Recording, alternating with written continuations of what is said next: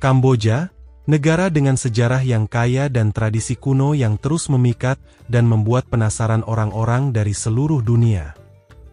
Negara ini adalah salah satu yang terindah di Asia yang akan membuat Anda takjub, dan Anda tidak percaya jika saya memberitahu Anda bahwa di negara ini memiliki kebiasaan di mana para ayah membangun gubuk, agar putrinya bisa bergilir dan berhubungan intim dengan pria yang berbeda untuk menemukan suami yang sempurna. Kamboja adalah negara di Asia Tenggara yang berbatasan dengan Thailand, Laos, dan Vietnam.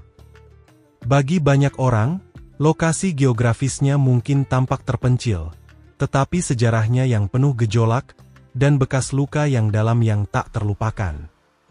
Negara ini merupakan penerus Kekaisaran Khmer yang pernah menguasai seluruh semenanjung Indochina dari abad ke-11 hingga ke-14.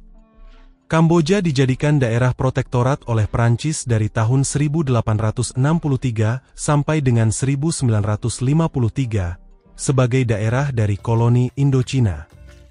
Setelah penjajahan Jepang pada 1940, akhirnya Kamboja meraih kemerdekaannya dari Prancis pada 9 November 1953. Kamboja menjadi sebuah kerajaan konstitusional di bawah kepemimpinan Raja Norodom Sihanouk. Pada saat Perang Vietnam tahun 1960, kerajaan Kamboja memilih untuk netral. Hal ini tidak dibiarkan oleh petinggi militer, yaitu Jenderal Lon Nol dan Pangeran Sirik Matak yang merupakan aliansi pro-Amerika untuk menyingkirkan Norodom Sihanouk dari kekuasaannya. Dari Beijing, Norodom Sihanouk memutuskan untuk beraliansi dengan gerombolan Khmer Merah, yang bertujuan untuk menguasai kembali tahtanya yang direbut oleh Lon Nol. Hal inilah yang memicu perang saudara timbul di Kamboja. Pol Pot, selaku pemimpin militer Khmer Merah, diangkat menjadi kepala pemerintahan yang baru. Tidak lama setelah itu, kekejaman Pol Pot dimulai. Di bawah rezim ini, sekitar 1,7 juta orang kehilangan nyawa dalam salah satu episode paling kelam dalam sejarah modern, dan sebagai pemimpin pemusnahan massal terbesar kedua di dunia setelah Hitler. Dia mengeksekusi siapapun yang memiliki pendidikan atau pengetahuan sedikit pun, menutup sekolah, perpustakaan, rumah sakit, dan melarang obat-obatan. Dia mengirim penduduk untuk bekerja sebagai budak. Ini adalah tahun-tahun kelam Kamboja, sampai tahun 1978, ketika Vietnam melakukan intervensi militer untuk menggulingkan rezim Khmer Merah dan memasang pemerintahan yang pro-Vietnam. Kamboja mulai menemukan kembali pembangunan ekonomi pada tahun 1990, dan dengan upaya internal dan bantuan internasional, negara ini mulai melakukan investasi dalam infrastruktur pendidikan dan pariwisata. Kamboja saat ini sangat berbeda dari masa perang. Phnom Penh adalah kota terbesar dan terpadat di negara ini yang penuh dengan kehidupan dan energi. Salah satu pemandangan kota yang paling ikonik adalah Majestic Royal Palace. Kompleks megah ini awalnya dibangun untuk kediaman kerajaan yang dibangun tahun 1866. Istana kerajaan mengambil peran baru yang agak suram. Pagoda perak yang juga dikenal sebagai kuil perak atau kuil Buddha Zamrud yang terletak di dekat istana kerajaan yang dibangun pada tahun 1962.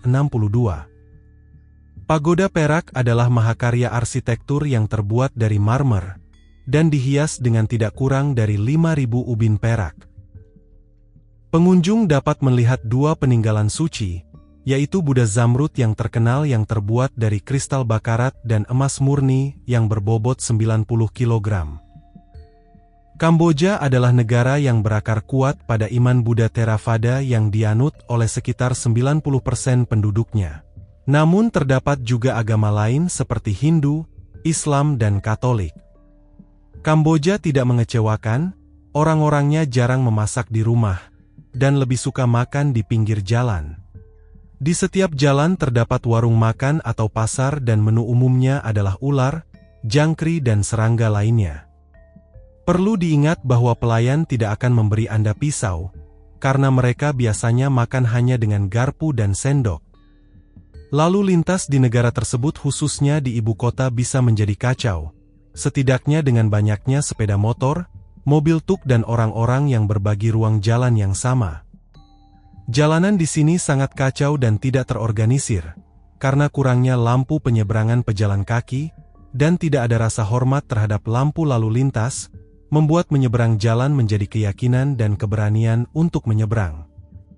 Selain itu ada sesuatu dalam budaya Kamboja yang aneh, sebuah suku di mana orang tua membangun pondok sehingga anak perempuan mereka dapat bergiliran berhubungan intim dengan pria yang berbeda untuk menemukan suami yang sempurna.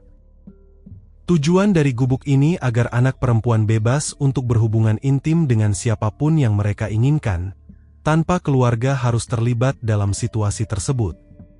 Tidak seperti banyak budaya lain, di mana perempuan sering dihakimi karena memiliki hubungan dengan banyak pasangan. Tetapi perempuan di sini akan mengundang laki-laki manapun yang tertarik untuk berhubungan intim di gubuk mereka, dan untuk saling mengenal lebih baik. Namun ada beberapa aturan yang harus dihormati. Anak laki-laki harus meninggalkan pondok sebelum fajar, karena dianggap tidak pantas bagi anak muda dari lawan jenis untuk terlihat bersama di depan umum, kecuali mereka sudah resmi menjadi pasangan. Bagian yang menarik dari praktik ini adalah anak perempuan mempunyai kendali penuh atas situasi ini. Apabila seorang gadis hamil oleh seseorang yang tidak dia inginkan sebagai pasangan, maka pemuda yang akhirnya dipilihnya harus menjaga anak tersebut seolah-olah itu adalah anaknya sendiri, dengan tidak ada rasa sakit hati. Penting untuk ditekankan bahwa di Pondok Cinta tidak ada kekerasan seksual, dan tidak ada kasus kekerasan dalam rumah tangga. Jadi apa pendapat Anda tentang Pondok Cinta di Kamboja ini? Beritahu kami di komentar di bawah. Terima kasih telah menonton. Dan jika Anda menikmati video ini dan menganggapnya informatif, silahkan klik tombol suka dan berlangganan.